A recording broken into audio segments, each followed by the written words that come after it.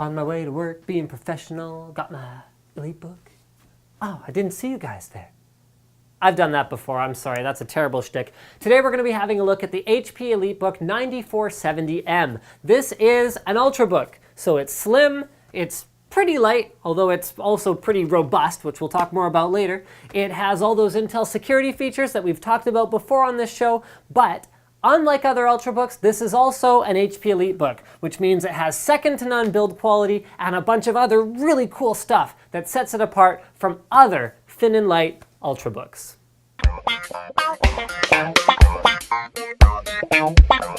The first thing everyone wants to know about an Ultrabook, how thin is it and how much does it weigh? So it's 3.6 pounds, and check this out. Not that much thicker than a standard smartphone. In this case, this is an iPhone 4. It is a little thicker, but because this is a 14-inch model as opposed to being a smaller one, there is some leeway in the Intel specification for an Ultrabook in terms of the overall thickness. The front of the notebook is pretty standard. All you've got is a handle to lift open, as well as your standard indicator LEDs, your power, your hard drive activity, your wireless, all that good stuff.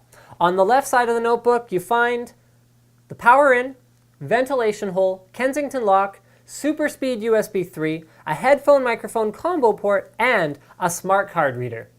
At the back of the notebook, you find, again, not a whole lot, just Hewlett-Packard branding and a very, very robust hinge. I'll show you more about that later. And finally, on the right-hand side of the notebook, we've got two more USB 3 super speed ports, a DisplayPort output, a VGA output, as well as a dock output and gigabit Ethernet. A couple of those things, are of note. Number one is the VGA output. That's what makes this a business class product as opposed to a consumer class product. When you have to give a presentation in an unfamiliar boardroom, a lot of the time, they don't have HDMI in. They're using an old VGA projector. You gotta have it ready to go or you won't be able to give your demo. The other one is that dock connector. Very convenient for using with HP's docks to have, a dock in the office, a dock at home, and quickly and easily be able to throw your notebook in place, have extra I/O options as well as all of your peripherals plugged in for you by the time you sit down. Finally, on the bottom, there is an extra battery connector, and you can use what is called a slice battery to increase the battery life of this notebook from 9 hours to up to 19 hours for the ultimate road warrior experience. Now let's go through the highlights of what I think makes this an Elitebook. That is, an elite notebook. So number one is the overall build quality is outstanding. Even though it's thin, there is almost no flex to the chassis whatsoever. This is what really sets apart these business class products from the general consumer class products. HP also validates them in terms of drops, dust, and temperatures in ways that consumer products just don't get that kind of attention.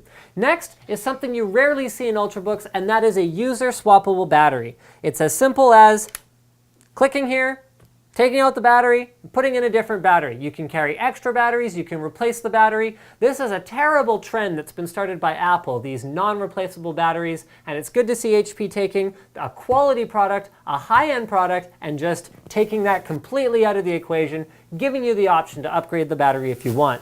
Speaking of build quality, I'm going to do something you guys shouldn't do to your notebook. I'm going to go like this.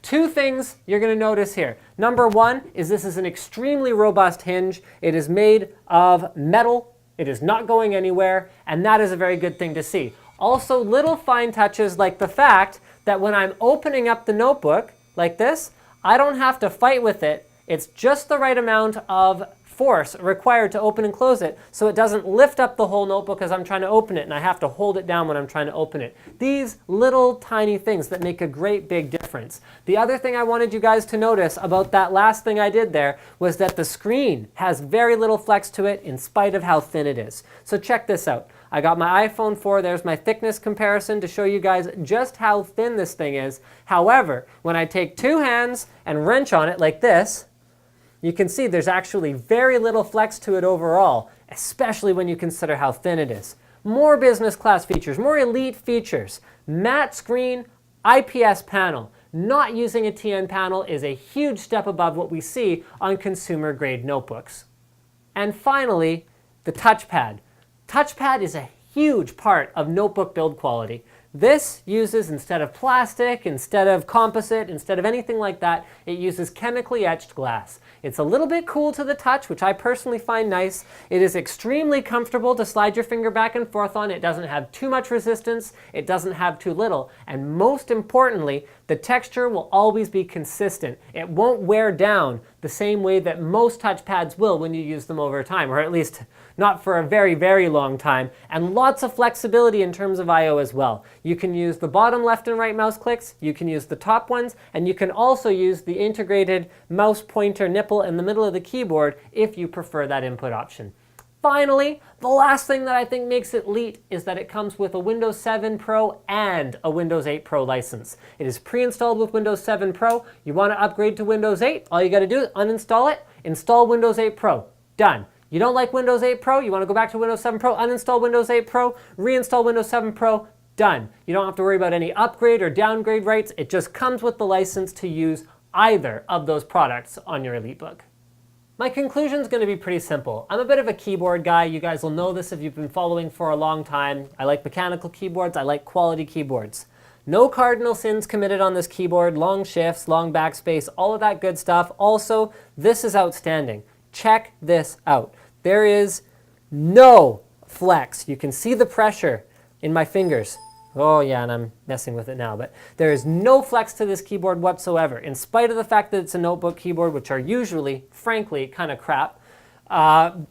Very, very high quality build. This is difficult to do because there's a lot of components down there, and the thickness of the metal is literally thinner around the keyboard because they have to put all those keys through it, so they've reinforced it a lot to achieve that. And last but not least, it is backlit, which makes a big difference if you're doing work late at night, or hey, maybe you're even playing a casual game or two in the dark and you want to get the best out of your keyboard. Slick's looking for the light so we can get you guys a nice glamour shot of what this baby looks like with the backlit keys going. Thank you for checking out this episode of NCIX Tech Tips on the HP Elitebook 9470M. Don't forget to subscribe for more videos like this from your favorite retailer, ncix.com. Now I want to take a moment to highlight the things that in my mind make this, sorry.